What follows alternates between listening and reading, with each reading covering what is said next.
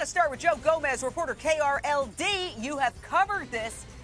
The notion that Ebony, who drove her kids into the ocean and literally fought off people who were trying to save them, thank God they did, that she suddenly, oh, I'm fine, now I can go. Isn't that crazy in itself? It is bizarre, Jane. You'll recall when this first happened, this incident first came out, it made international news. That video went viral of her doing a belly flop out of the minivan when she drove into the rough surf on Daytona Beach with her kids inside. Now she's been bailed out of jail. Her bond reduced from $1.5 million to $90,000. We presume that the father of the child that she had while she was behind bars was the one that helped bail her out of jail. Now, if she did indeed suffer from postpartum depression, if that played a role, Jane, there is concern out there for the child that she just had, because we understand that child was in the custody of its father, which was the guy that bailed her out of jail. So hopefully that kid is staying with, family members that are going to be away from this woman. If she is, going to be staying with this man, there's also concern for the other kids that were involved who were clearly traumatized by the whole incident, though we understand that they're staying with a foster family at this point, Jane. Well, Wendy Murphy, this entire thing is crazy. First of all, the idea that she thinks she's okay.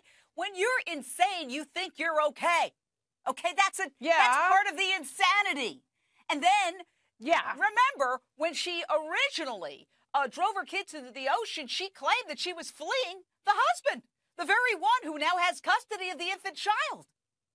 Yeah, and it turns out while she's talking to the devil and fleeing her husband, half of her story was actually correct. I'm sure there was no devil in the van, but the husband was a monster. And what kind of a country is this where, we who wonder about the well-being of the children are forced to choose between the father, who's apparently a molester, who the court has already said isn't a good enough or fit enough father to be with the children already born, but somehow he's fit enough to be with the newborn, who he has custody of because the mother tried to kill all of them while she's giving birth to kids she clearly can't handle.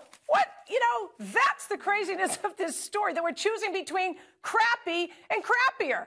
Well, let me say this. We don't know. This woman absolutely has no credibility with me, and I absolutely do not doubt that she may have lied through her teeth about why she was driving her kids into the ocean and what she was doing, because remember, she went from one state to another with these kids before she drove them into the ocean. So I certainly don't want to convict the father. We talked to his attorney. He said he had really no comment at this time, and we invited that father on the show, and he declined. So the person who's the bad guy, in essence, here is Ebony. Ebony's 3 older kids are now in the care of the state. Jane, I disagree. Go ahead.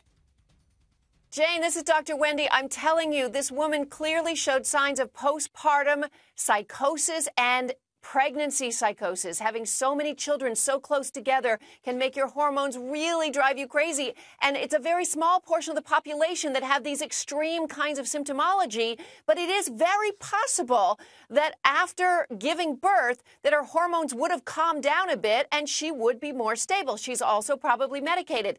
This isn't a criminal. This is a mentally ill woman who needs our help and support. And we need to circle the wagons around her entire family. Wendy Walsh, do you know that she was involved in a deadly car accident 7 years ago? And that there is a man who doesn't have a wife and a little baby who doesn't have a mother because she made an improper lane change? This woman has been involved in a deadly incident before.